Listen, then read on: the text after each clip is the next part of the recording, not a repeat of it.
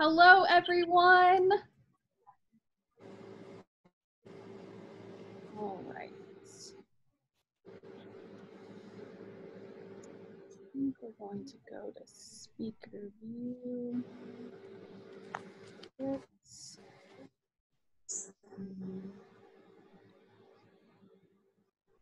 It looks like people are still continuing to join us. Happy Friday, everyone. Happy Fundraising Friday, I should say.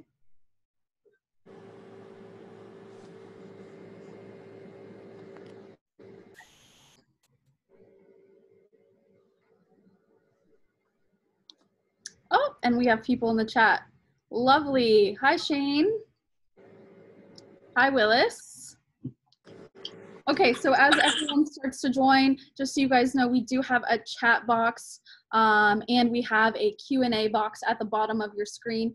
Be sure to use that throughout the webinar. What we're going to do is run through all of our topics. We're going to hear from some of our amazing partners, and then we'll be able to do a whole Q&A so you can ask any question that you want about today's webinar. So definitely be sure to use the chat box and the Q&A throughout all of today.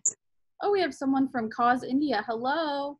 Hi, Howard, Phyllis, Nancy, Jim, Deb, Alice, Joanne, Sarah. Oh, there's so many. Joan, Connie, Jill, Annie, Sarah. Okay, perfect. All right, we'll give everyone just a couple more minutes and then we'll get started.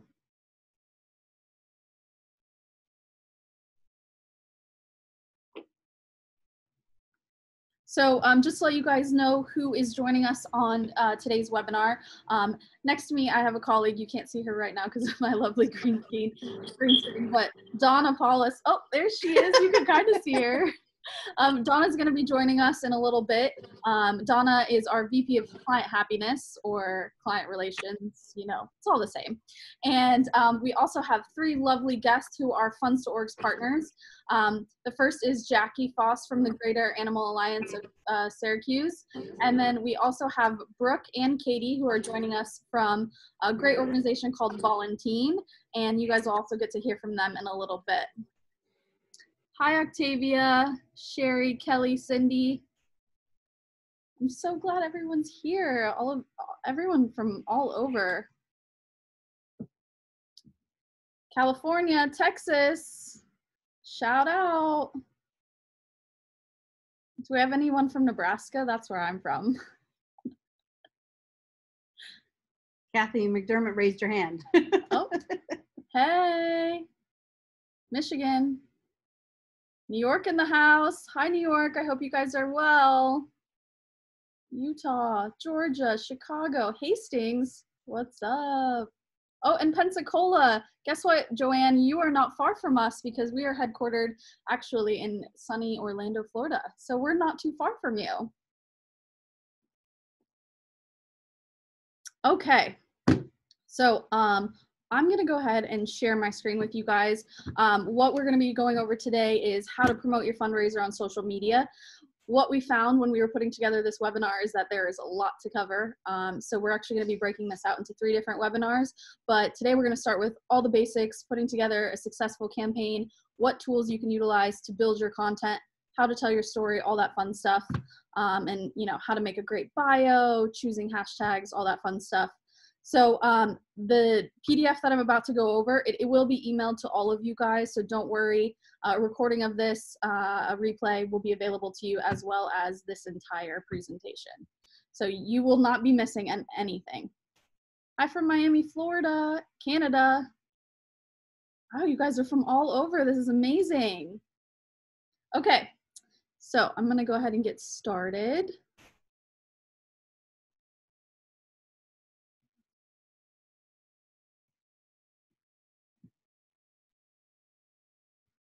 Okay. Can everyone see my screen okay? Raise your hand if you can. Yes, okay, perfect. So today, like I said, we're talking about promoting your fundraiser on social media. I have here just a quick little statistic. 71% of nonprofits agree social media is the most effective for online fundraising. I think that's super important for people to know that. I already mentioned this, but here is a list of today's speakers. This is who we're going to get to hear from. Jackie from Animal Alliance, Greater Syracuse, Brooke and Katie from Volunteer. I'm super excited. We love sharing our partner stories, so we'll be going over that towards the end. Okay, so this is what we know about social media. I'm sure that these are statistics that you guys all know. 87% of donors who first donate from social media from a referral source make their second donation. 57% of traffic, social media drives 57% of traffic to fundraising campaign pages, and nonprofits gain 4 times the number of new donors on Giving Tuesday. Now, I did put a lot of information into this deck, so I won't read every single thing, but this will be available for you guys later on. So the benefits to using social media, these are also pretty obvious. You're able to meet with prospective donors that you might not have met with before. Things like Facebook groups are a great way to build community around what you guys are doing throughout the year with fundraising campaigns. If you are using Facebook's Business Manager and their paid advertising, you can increase your audience expansion by duplicating your audience and reaching out to other people that are friends of friends that may have donated to any of yours. Social media platforms are always expanding. We know this because there are new social media platforms all the time. We know TikTok is all the rage these days. I don't know, I haven't heard of a lot of nonprofits that have jumped on the TikTok bandwagon, but if any of you have, please give me a shout out because I do want to pick your brain on it. It's also a great place to update your volunteers and your donors and your supporters instantly, which I think is amazing. And it's a great place to build your peer-to-peer network, whether it's through the Facebook fundraising tool or it's just through getting your volunteers and supporters to share your posts and what you guys are doing.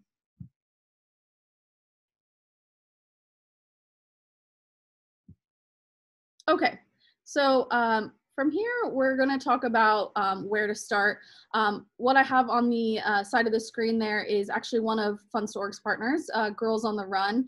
This is a snapshot of their Instagram. You guys could easily hop on your phone and you could check out their Instagram. But when you're starting to build either your campaign or you're starting to build your social media networks, it's very important to know your who, what, when, where, and why. Choosing the best platforms for your audience. So things to think about: where is your target audience living and working and interacting? Is it mostly on Facebook? Is it a younger generation? Are they more on the Instagram side? Is your donors on Pinterest? Those are all things to think about and help you decide which platforms you should be on. If you're not sure which platforms you should be on, my recommendation to our partners is always the big 3, which would be Facebook, Instagram, and YouTube.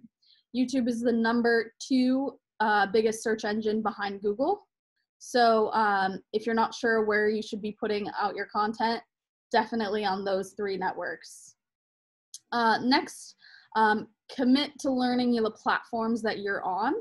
For example, Facebook is great for community. It's also great for paid advertising. You can have Facebook groups, Facebook events. You can promote all of those things. Instagram is very heavy on visually rich content.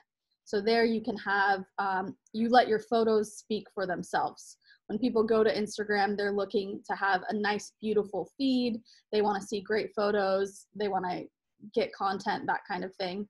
And then for Pinterest, another thing I would say, Pinterest is great because you can create individual boards on what each of your ministries or your platforms are that your nonprofit is supporting. So taking the time to learn those, I think, is super important in order to get the word out. Once you've chosen your platforms and obviously you have a name for your nonprofit, make sure you keep your username on your nonprofit super simple. You don't want to add a lot of periods or underscores or unnecessary characters that could be confusing to the end user or for people searching for you. And then just make sure once you have those social media platforms set up, make sure that they are available on your website and that they link back and forth, and vice versa. Make sure your website is also on your social media. I know for most of you, you already have all of your social media set up, but we do still get questions from people, so I just wanted to throw in those beginner tips for anyone that may have needed it. All right, next, some questions that we got on our last webinar was, what do you put in the bio of your Instagram or your Facebook profile?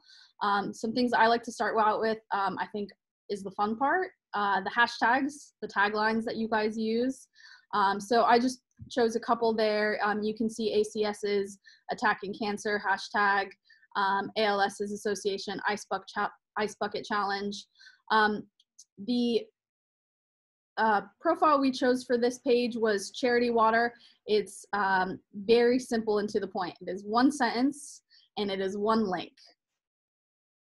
It tells your donors exactly what you do in that sentence, and it provides them a space to get to your other resources and what you do. So that's a little bit about building your bio out with easy to use information. You'll also see that they have 3 call to actions there. You see follow, message, donate, and contact. If you're a nonprofit, make sure that you've upgraded your Instagram profiles. Make sure that you have the donate call to action there so it's easily identifiable to your supporters. And then the same thing with Facebook. One thing I have seen a lot of nonprofits need help with is the header images on their Facebook pages. I think videos are a great thing to put up there because you can showcase a lot of different imagery. Your behind the scenes of maybe your volunteers, you can showcase what you're doing in the community, and you can do it all in a 30-second video. So that's definitely something we recommend. And then Pinterest, we already talked a little bit about how to use individual boards to educate your donors and provide more information. I do see some questions coming in on the webinar chat. Keep those questions and make sure to also use the Q&A, and I will be answering those. But I love that you guys are already answering questions. I will make sure to get to those. Here are just a few other examples. Feeding America on the left, that's their Facebook page. Charity Water does a really great job with their YouTube channel. Obviously, these are their most popular videos, so we're seeing incredibly high numbers of millions of views, but they are a very large organization. But you can see how they have multiple videos and they're utilizing YouTube as a platform. And then on the right, I actually showcase Funds to Org's Pinterest board. These are some of the boards that we put together, tips on starting a running club, fundraising ideas, what's a shoe drive fundraiser, all that fun stuff, I think is great. All right, moving on to building a campaign. So we all know fundraising happens online and offline. So it's super important that you guys have a very clear and concise story and message. You want to make sure that whatever it is, it demonstrates impact and it's informative to people that have no idea who you are or what you do. So in here, I put 4 steps to telling your nonprofit story. I think every time you start a new campaign, it's super important to go through these 4 steps because a lot of times when you host a new fundraiser or you're trying something new, maybe your messaging needs to be a little bit different. Maybe you need to simplify it, separate it from the other work that you're doing if you have different missions throughout. So who are you helping? Why are you helping them? What's the conflict? What's affecting them? How can donors get involved and take action immediately? That's something that you utilize your call to actions for. And then always make sure to end with impact. What are you hoping to accomplish? And what can your supporters do to help you accomplish that end goal? Once you have your story laid out, now it's time to focus on building out the content. So this is my favorite part because I'm a super creative person. So I like to build content, and so I'm going to go over some of my favorite platforms with you guys on building out content. The profile we chose to feature here was a UN initiative called Girl Up Campaign. You can see from some of their images, they utilize both graphics, They utilize their actual volunteers. They also have IGTV videos on there, as well as Instagram story highlights. I think they do a really great job of interacting with their audience on this platform. So there's some information here on, why and how you can use Facebook Live for your events or to show behind the scenes of your nonprofit. And then I went ahead and listed some of my favorite platforms that our marketing department uses, and these are the type of platforms that we recommend to our partners that are looking to create content. Canva and Over are both great and easy for beginners. So if you're not super creative or tech savvy, they have a ton of templates that can help you lay something out in a nice and easy way. If you are more advanced, or maybe you have someone on staff that has a background in graphic design, you can utilize Adobe Spark, Adobe Illustrator. Looking for editing photos, Adobe Lightroom is also pretty easy to use, and it's free. And then there is an app called Mojo app, which you can download in any of your app stores. It is a paid app, but it's really great if you want to put together 15 to 20-second clips or ads. If you're running some paid ads, it's a great place. They also have templates in which you can trade out and put your own footage in, and your own copy, your logo, and all of that fun stuff. And then I have 3 video apps beneath that. Promo, Kapwing, and Vlog Easy. All of these are great for either editing videos, cutting YouTube clips, or just having some templates to help you get started if you're not sure which route you want to go when you're conveying your message to your supporters. All right. So next, I have here some tips on fundraising on social media. So we all know Facebook has 2 different versions of Facebook fundraisers under their fundraising tools. One of them is meant specifically for nonprofits. The other is meant for personal fundraisers, and those are the birthday fundraisers we see from our friends and family. So make sure that you're leveraging that, because you can also add donate buttons. Let's say you put out a new promo video about your campaign. You can actually add a donate button to that, which helps convey a clear call to action to your supporters. This is our need. You can help by donating now. Make sure you convey urgency. Always use a call to action. One thing that we've learned over the years is you don't always want to ask for money or ask your supporters to open their wallets. That's one reason why we really like our fundraisers, Shoe Dry fundraisers, because you're not asking people for money. But if you are asking your supporters for money, maybe you're asking them to like or share your posts instead of asking them to open their wallets. Because when you get them to share your posts and you get them to like and you get more comments, what that tells Facebook's algorithm is that you guys are more of an authority, and it will get your post or your video to show up more in other people's feeds. And we want that so that you guys can get more exposure. Next on our list, don't be afraid to experiment with content. In the marketing world, that's all we do is experiment. So make sure you try photos, you try videos, you do Facebook Lives, find out what your people are engaging with, and do more of that. If you're using Facebook's paid advertising plans, you can actually A/B test your ads.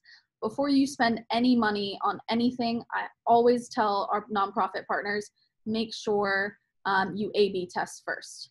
Because if you don't A/B test what your creative is or what that ask is, you're basically just throwing money away, hoping that someone will like it, someone will share it, someone will click to learn more, or someone will donate.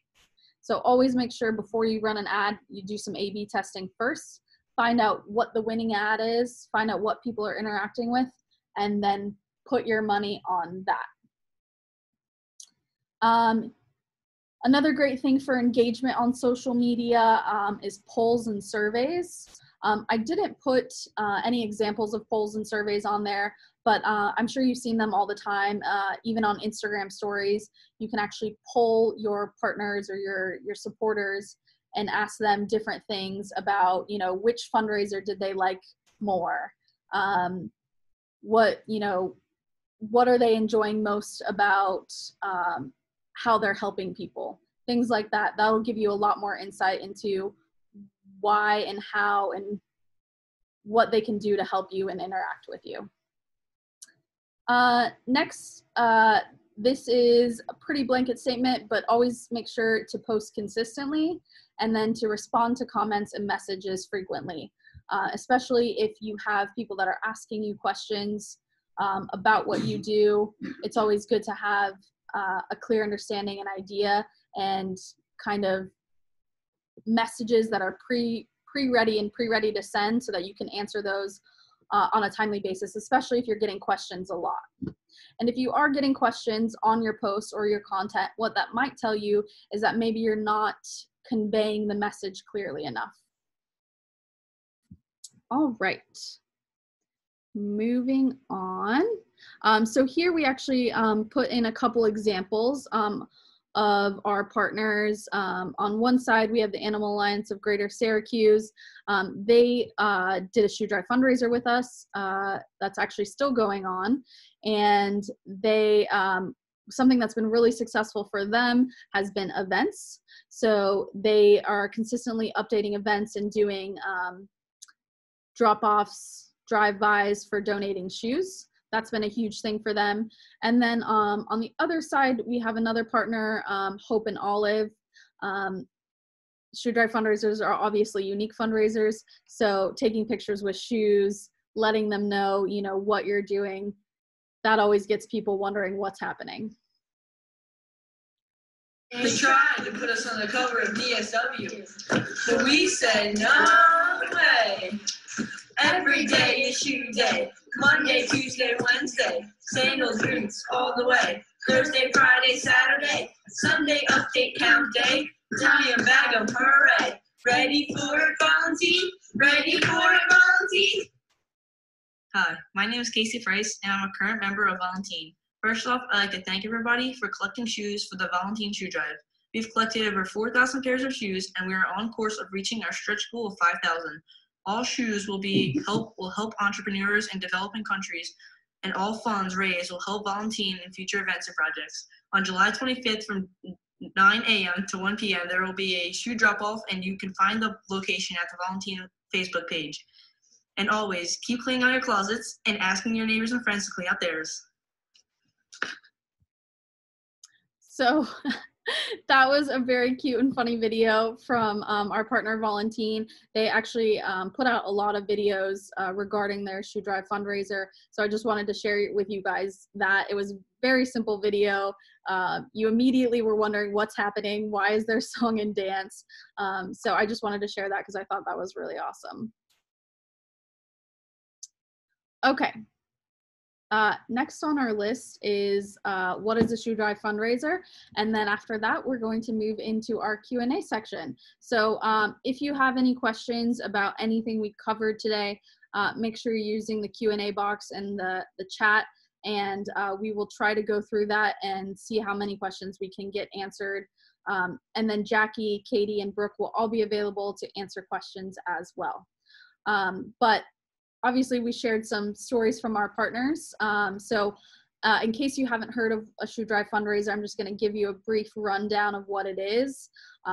It is a non-traditional fundraiser. It is not something where you ask anyone for money. You don't ask them to buy anything out of a catalog. The way it works is you just ask your supporters and your donors to clean out their closet. You're asking them to donate gently worn, used, and new shoes. And then what we do at Funds to Orgs is we pay your nonprofit or your group or organization, school, church, we pay you for the shoes that you collect by the pound. The more shoes you collect, the more money you earn. And then we provide all the collection materials, marketing templates, social media posts, and logistics, the pickup of the shoes. And then we cut a check within 2 days of receipt at our warehouse. So it's a very unique fundraiser. I love it because I love that, you know, you don't have to ask anyone to buy anything. You're just helping them recycle and repurpose their shoes. But yeah, that's a little bit about what a shoe drive fundraiser is. And then now I think we're going to move into our Q&A section.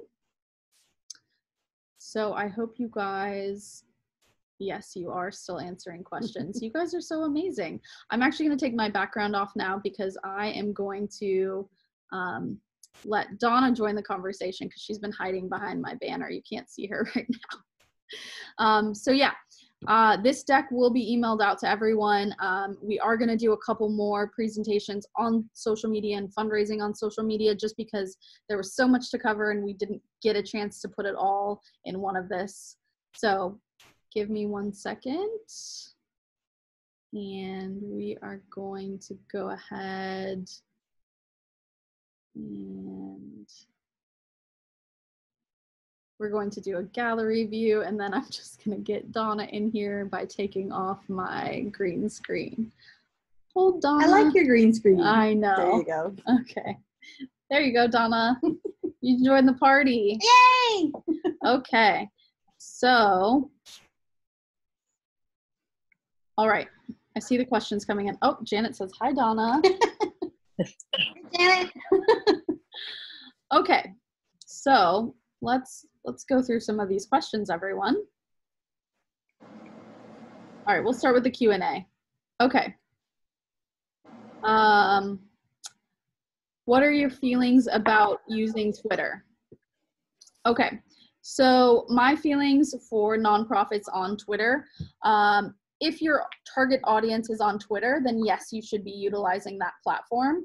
I do think that Twitter is a more difficult place for you to fundraise on, as well as advertise your fundraisers on. With Facebook owning Instagram, it makes it very easy to advertise across both platforms. So that's the reason why I put that above Twitter. The reason why I put YouTube above Twitter is because YouTube is the second largest search engine. If your friends, or if your supporters use Twitter, then yes, you should be on there. But if you're looking to get donations and you're looking to advertise, I don't think Twitter is the best platform for all nonprofits. All right. Next on the Q&A, is there a specific platform recommendation for a high school? We have a large target audience, and as a volunteer organization, it's hard to manage it all. For a high school, I think Facebook and Instagram are your two best. And the reason for that is, one, the Facebook groups, two, the Facebook pages and the Facebook events. Events are incredibly helpful. And Instagram is very popular with the younger generation, just as TikTok, but TikTok is a whole wild animal on its own. So if I would tell you which platform, I would say get on Facebook and Instagram for your high school. Next question. Fundraising on YouTube channels. We are running a campaign, No One Will Go Hungry, through Cause India.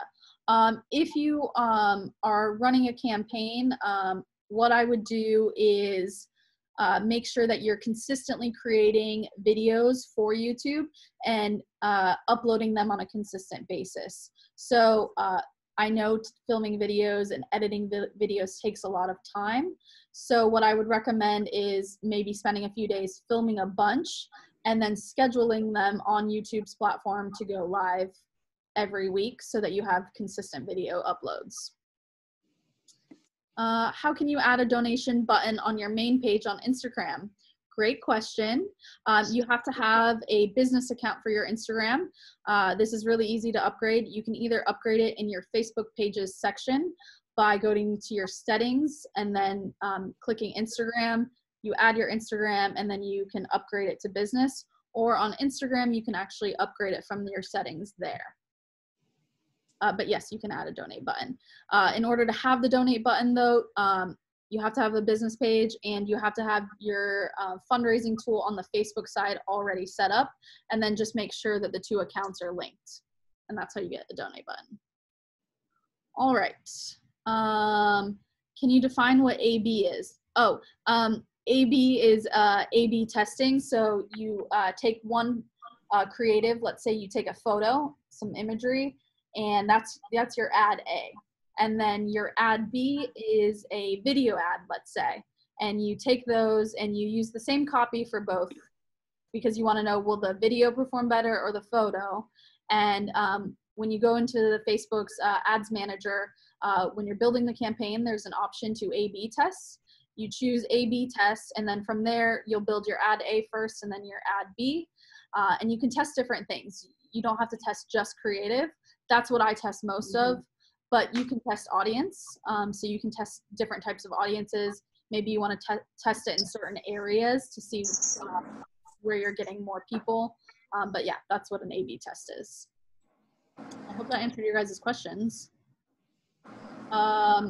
Oh, there's like 4 more questions on A/B testing.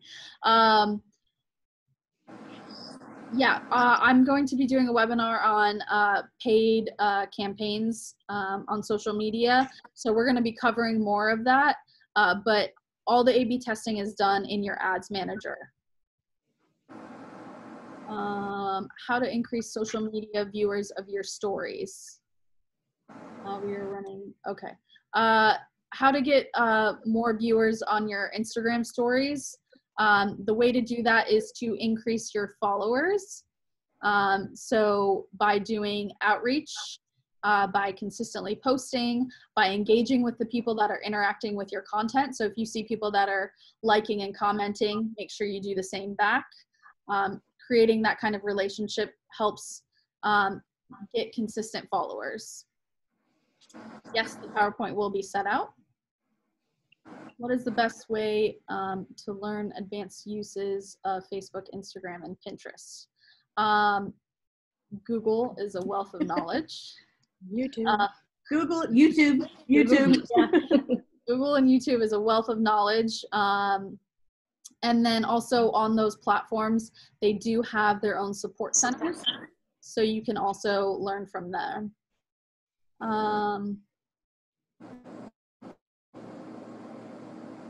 How are groups dealing with COVID in a lockdown state? Donna. Okay. So for a lot of our, and Jackie, I mean, you guys have all dealt with this. For a lot of Go ahead. Oh wait, hold on. Let me I just have to mute. Let me just mute everyone. Okay, go ahead. So for a lot of our partners, what they're doing is no contact drive-by drop-offs of the shoe drive fundraisers, but you have to do that by starting out promoting what you have going on your social media, that you're going to be doing these things. So just to be positive about, you know, we want to collect the shoes, and that's specifically for the shoe drive fundraisers. Promote that you're going to be collecting them on such and such a date, or people can drop them off at a certain location. That so there's no contact for that, and that just makes it really easy. And then just using social media as much as you can to get the word out about what you have going on works the best.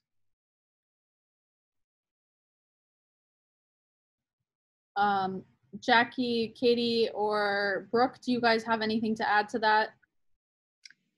I can speak from our point of view. The Animal Alliance here in Central New York, we started our campaign. We had a 3-month goal length contract with you guys, and we started March 1st.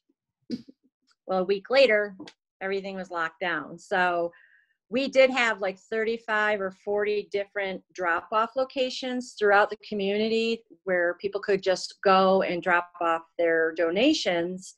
But with the lockdown and all of the businesses shutting down, we were pretty much locked out of, you know, getting those donations. There were a few that were essential businesses that were able to remain open and were successful for us. But we were like, there's no way we're going to make our goal of 300 bags if we don't find another way to do it.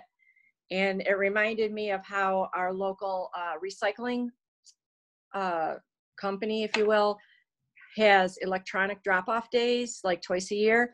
I was like, maybe we can do a drive up. And so what I did, we had already been promoting the shoe drive for a good month or so with the drop-off locations even before our start date was going to begin. So people knew we had this coming up. So I set 4 locations. I was like, okay, we're in the Syracuse area. So I chose to go on every side of the city to make it easier for people to not have to go too far out of their communities. So north, south, east, and west of Syracuse. Found a location where I knew it would be fairly safe. You want to consider traffic for coming in and going out, being able to drive in, drop off their shoes, and then drive out safely, because you certainly don't want any liability there.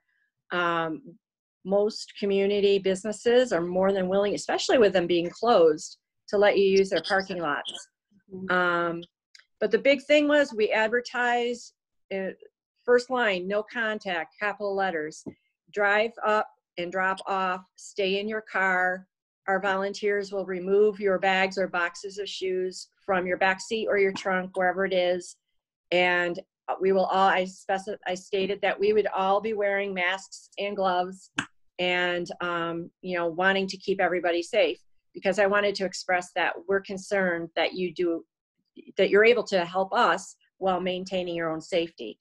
So I have to say that we did a 3-month shoe drive 2 years ago, and we were able to make our goal, but we used drop-off locations. If I had known how successful events were going to be, I would have been doing that. I know for now, if we do this again, or when we do this again in the future, we will be planning drop-off events, and that will be our primary goal, because we collected we've done 3 of them so far. We have another one tomorrow. The lowest amount we collected in one 3-hour time span, we did either 9 to 12 a.m. or 11 to 2, was 30 bags of shoes. So while we're there at the event, try to plan on having 10 volunteers. Sometimes that's easy to do, sometimes it's not. But half of them are working with the people in the car and getting the shoes out, and the other half are in another area bagging them up. So they're already bagged and just ready to be moved to wherever you're storing them. So that has been huge. It's been a great way to collect a lot of shoes in one day. And it's been great because people are there already. Your volunteers are there, and they can bag them up while they're there. So you don't have to go back and do it later. So for us, it's been huge, and I know that that's going to be the way we're going to do it. We'll still have drop-offs, don't get me wrong there, but events are really going to be what we push. So awesome. I see some of you have left me some TikTok handles for your nonprofit, and I am so excited. Thank you, guys. I will be going and following on TikTok later. Katie, was there anything you wanted to add about lockdown states or COVID for that question specifically? We, and Brooke's on as well, so she can chime in. We felt the same way, and we have children, we're dealing with teenagers that, we're trying to get involved in community events. So, we kind of, what we did was kind of task them with reaching out within their own community. So we have a board as well as members of volunteers. So all the board members were tasked with getting 2 bags of shoes. So it allowed them to kind of be involved and reach out without having to, physically go anywhere. So they would, reach out to family members or neighbors and have the shoes dropped off at their house. And then we tasked the members as well with getting at least a bag of shoes. And, Brooke started a contest. And Brooke, I don't know if you want to talk a little bit about the contest and, the member that, has really kind of taken it and run with it. Yeah, so we kind of put it out there, and I would say are 99% social media driven anyway. It's just kind of how we have it, we're teen run and teen formed, and that's just the way these guys communicate, right? Or teens communicate. So we put it out there that we would do $100 gift card to, I don't know, I think we said Amazon or Visa, to the person who collected the most shoes, and that will come out of our volunteer budget. But we have a family, and they were actually the family that did the video because we let them, they're our #1 collector. They've collected 900 pairs just themselves. Awesome. That's awesome. Yeah. So, and she they're a super competitive family. So they like competition, which is great, right? Because that kind of drives it. But they put on various Facebook sites. I mean, they were driving places to pick them up curbside, so there was no interaction. But, you know, they really kind of ran with it. They really want to win that $100. They are like determined to win it, which is great. And, you know, I would say that we have our first event. I was listening to the other lady speak where you had 35 locations, and, you know, we only have 3 drop-offs, right? My house, Katie's house, and another mom's house, I would say. So very much like more grassroots than the other one, it sounds like. But, you know, we're really successful in just doing that. We've collected almost, I want to say 4,400 pairs at this point. And I think we have 4 or 5 weeks to go, 4 weeks maybe. Yep. But yeah, I mean, we're just, every Monday we put a video up of a teen doing, you know, we call it Motivation Monday. And we try to get them to smile, which they're teenagers. So, you know. So they hide behind the eyeglasses and hair. We don't over expect with the videos. But, you know, it seems to be working, driving shoe collections. Mm-hmm. I don't know, Katie, what else? Anything? No, we are holding, you know, a group shoe drop off on the 27th. So we're and that's been well advertised in our local papers. You know, they've been posted online. So we'll see. I mean, I'm hopeful that we can collect as many bags as they did up in New York. So we'll see if we can get there. I know. It was actually on the front page of the newspaper this morning. They put our article that we submitted. So I'm hoping that will kind of drive some shoes in too, hopefully. Mm-hmm. Yeah. Yay. That's awesome. Yeah. Great job. Yeah. Y'all. And the other thing is that we do a lot for the community anyway. So, and we like this fundraiser in particular because we're not, like you mentioned earlier, we're not asking for, you know, toothbrushes or fleece or anything else. We're really they just need to look in their closet. Right. So it really is, it's refreshing that we don't have to, you know, ask people for money. Mm-hmm. I'm so glad. I know one of the things Jackie did at her events is she did do a Facebook Live and posted that, you know, did the live video when they were doing the drive-bys and showed the cars driving up. And I think that helps to create interest as well. Oh, yeah, that's a really good idea. We'll do that. All right. Okay, so I'm going to get back to answering some more questions. Keep the questions coming. I see that there are a few more here. So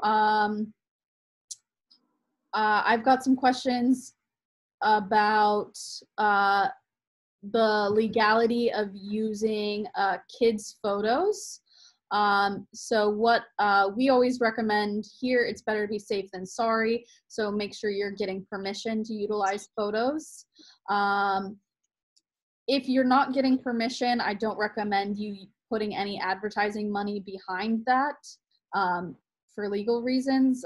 You don't want to be putting photos up that have kids in it that you don't have permission to use and then also running ads with it. I do not recommend doing that at all. I have a question in here about Pinterest, how Pinterest is beneficial. The reason why Pinterest is beneficial is for organic SEO or search engine optimization. So Pinterest has a really solid built-in SEO strategy with Google. And so if you create boards about what your nonprofit does, the impact that it's doing, each of those pins within the boards, you can actually direct to different pages on your website. And you're basically getting free traffic if that pin is being shown to people and shared with people. So that's the reason why I recommend Pinterest. It's not for a donate feature. You can advertise on Pinterest, but I don't think you should put money behind it. I think you should focus on the content and utilizing the feature to share your pins and your boards and link to different pages on your website. So maybe that you link to your donation page, things like that. I have some questions in here. Let's see. Video clips, a good entry level editing tool. If you're not familiar with Adobe Premiere Pro, you can use Kapwing, which was on the slide. You will get a copy of that. Kapwing. Kapwing makes it really easy to cut video. You can actually even cut YouTube videos. So if you upload a video to YouTube with Kapwing, you just enter in a link to that video and you can easily cut your videos. Let's see here. We have some questions about shoe drive fundraisers. So shoe drive fundraisers pay by the pound. So we pay on average, I see some questions here about how the fundraiser works. On average, our normal fundraiser has a goal of 100 bags of shoes. Each bag has 25 pairs. So that's a 100 bag goal or 2,500 pounds of shoes. And that pays out right around $1,000. So the more shoes you collect, the more money you earn. How much did Jackie say she was up to? She's collected over 200 bags, so yeah. Yeah, so she's gonna make over. How many you had to, Jackie? Oh, you're mute. Jackie, you're on mute. We're up to, that helps. We're up to about 260 right now, and then we have tomorrow's event. Right. So okay, awesome. So hopefully that's going to put us over our mark. So, so the more the better. Right. So Jackie's gonna raise right now she's gonna be over $2,500. Yeah. With her shoe drive fundraiser. Bring on the boots. Yay! Bring them on. LinkedIn. As far as LinkedIn goes for starting a fundraiser, it wouldn't be my first choice for a platform. I do think it's a place where you can be actively involved and where you can reach other people that might not know about what you do, but it's not a platform for solicitation. You know, if I may, there's one other place that I think got a lot of reaction for us is the Nextdoor app. So if you post your information about the shoe drive in your communities and your neighborhoods, then you can do a drive by curbside pickup or drop off at your house. But Nextdoor, we got a lot of shoes that way. It was just from each person putting a post in their neighborhood. So another area. That's awesome. Social media without being real social media. So. What is the best platform to live stream virtual events? I would say either Facebook Live, Instagram Live, or Twitch, depending on what the event is. Obviously, if you're doing some sort of gaming event or something like that, I would go on Twitch because that's where all the gamers live. Facebook Live is great for nonprofits to stream live events because you can actually put a donate button within your live stream. So if you are doing some sort of campaign and you're showing behind the scenes or you're showing the impact that you're making in the community via a Facebook Live, I highly recommend that because you can utilize a donate button.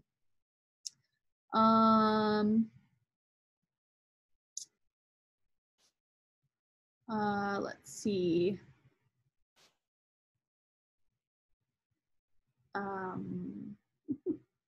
I know there's so many questions. I'm trying to make sure I'm not duplicating anything over here. How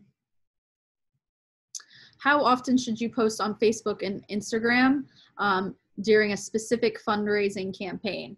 So we recommend 3 to 5 times a week, depending on what that content is.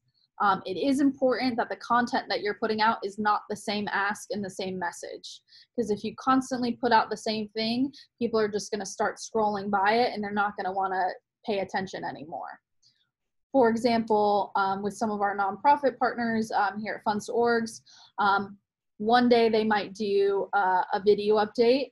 The next they might share a post of someone that donated shoes to them. Maybe they'll do a sheet, a a photo of like a bag count sheet, you know, how many bags have been donated. Maybe they'll do a Facebook Live. They often do a lot of thank yous, which are important, thanking the people that have supported them, because that generates more people to like and share the post. Right. So shouting out people, that's always fun. So yeah, I do think you should post regularly 3 to 5 times a week, but it's super important that you're diversifying what that content is, using polls and surveys, you know, changing up what that content is very important.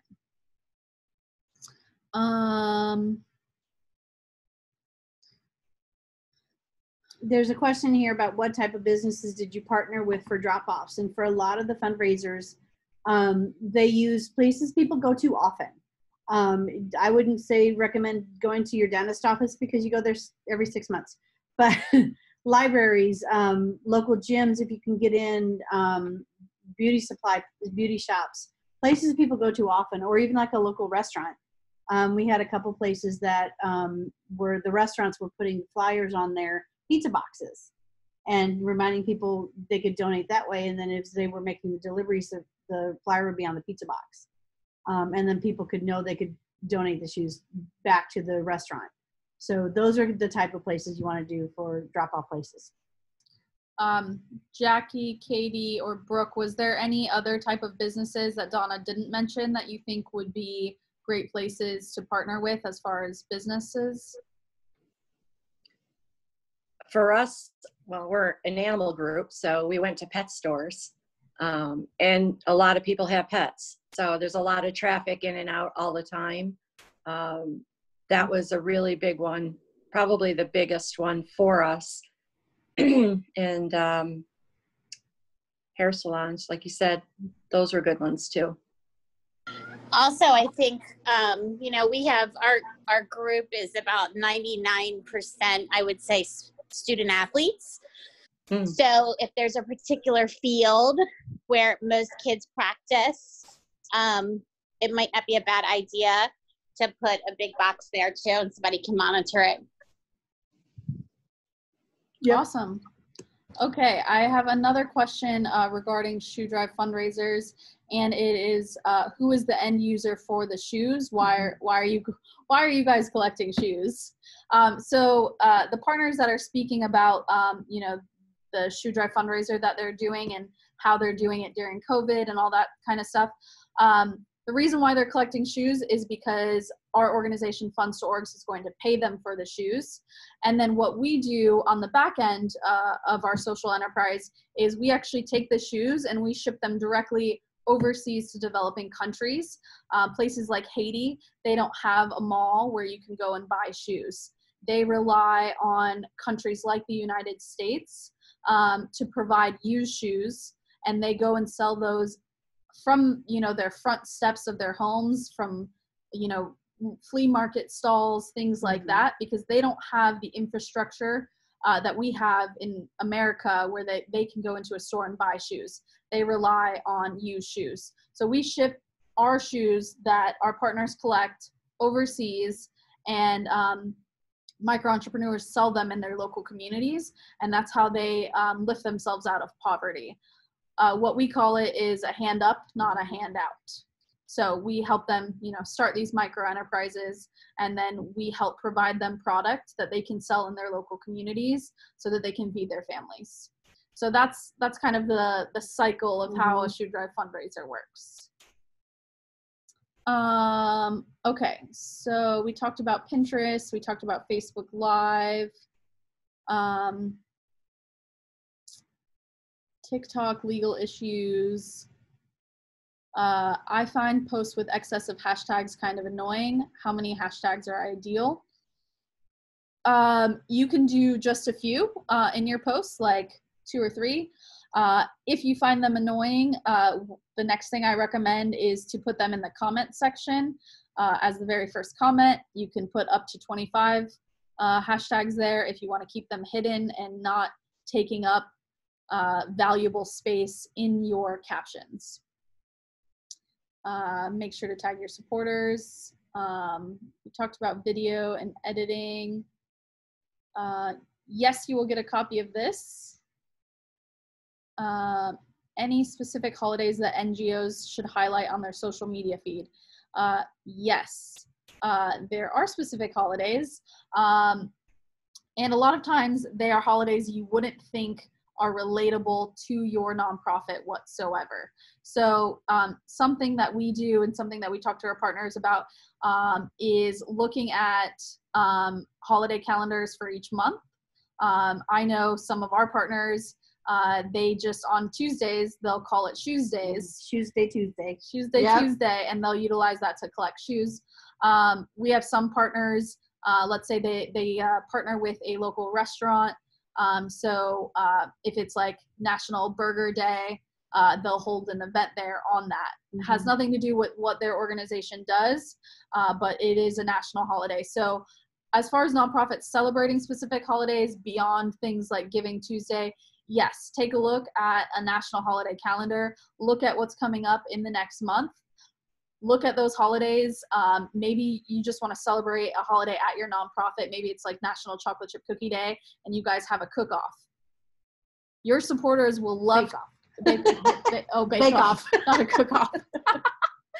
So your supporters, if you go and post pictures that you guys had a bake-off, right, of chocolate chip cookies, and you want to show your supporters a little bit behind the scenes of, here you guys are working, we had a bake-off to have some fun on National Chocolate Chip Cookie Day. That has nothing to do with the work you're doing, but it gives them a little glimpse into the identity and the personality of your organization. So yes, definitely celebrate holidays that aren't necessarily related to you guys.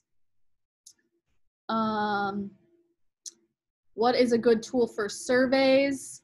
We use SurveyMonkey.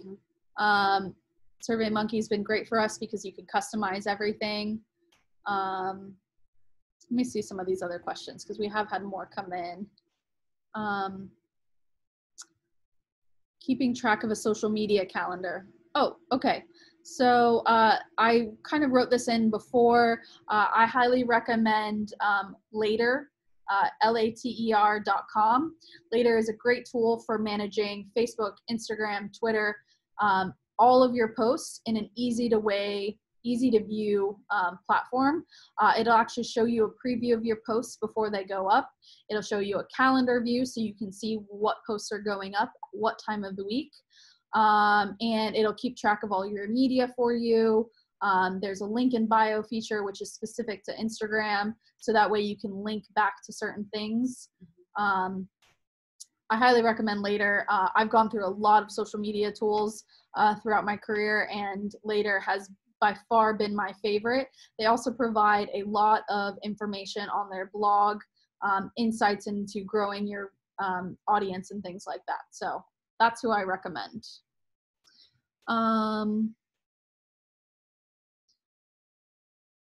How would you suggest we use social media to recoup the money raised at an event that you had to cancel? I would say putting together another campaign, a specialized campaign. Obviously your golf tournament was canceled. So I would put together another type of fundraising campaign and talk about your story, how that's going to benefit it, and go further. Anyone interested in starting a shoe drive fundraiser, just visit fundstoorgs.com, or you can call us at 407-930-2979, and you can get more information. It's also going to be in the deck that I send you. No, partners do not pay us a percentage of their sales. No, we pay the partners for the shoes. What is the best time of day to post? Great question. It depends on 1, your audience, 2, where you are located, and 3, your type of organization. If you use a scheduling platform such as Later or Hootsuite and you start posting with them, you can actually get insights into when and how much engagement you're getting. But I would say the best times to post for organizations in a generalized category in the United States is going to be in the morning between 7 and 9 a.m. and then in the afternoon. Drive home time. Drive home time.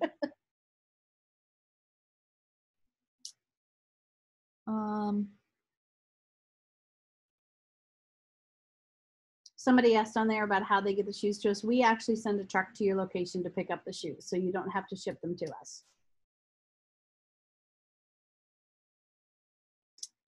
Does anyone have any more questions for our partners?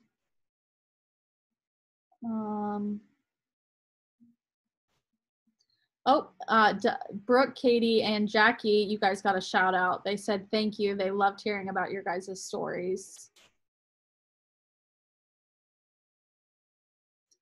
Cool. Yes, you will get the replay.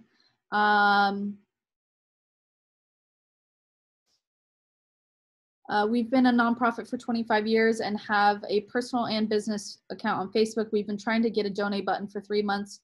We've been submitted the info, but still haven't gotten it. Do you have any advice? If you've tried the Facebook live chat, that is my only other option after submitting that, is following up with their Facebook business under live chat. That's what I recommend.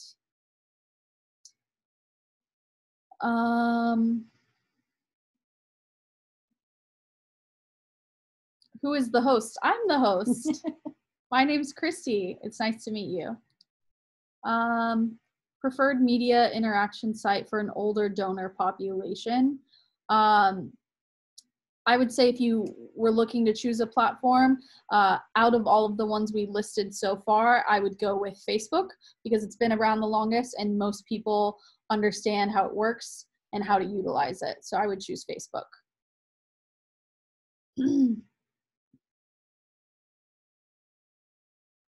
Okay, I think that's it. If anyone has any more questions, I'm getting a lot of thank yous. You guys are all amazing. Thank you so much for joining all of us. All right, I don't see any more questions here for our partners. So I just want to give someone has a question about Giving Tuesday. Our next webinar is going to be in a couple weeks. We'll be sending out another email, so be on the lookout. It's going to come from me, Christy, at LC Enterprises, so look out for that. Thank you to Jackie and Brooke and Katie for joining us today and talking about your shoe drive fundraisers. You guys are all amazing. And thank you to everyone that hopped on today. It was wonderful to get to answer your questions and hear from you and see that you guys are from all over the world and all over the US. Oh, you guys are amazing. A replay of this will be sent out. We will also be sending out an updated PDF with some information on everything that we covered today. And hopefully Brooke, Katie, and Jackie will join us again on another webinar. Sure. Thank you. Thank you, Christy. Yeah. Thank you everyone for coming. I hope you guys have a wonderful weekend. Happy Friday. Happy Friday. Happy Fundraising Friday. Hashtag. Yep. I'll see you guys all soon in a couple weeks. Look for my email. Bye.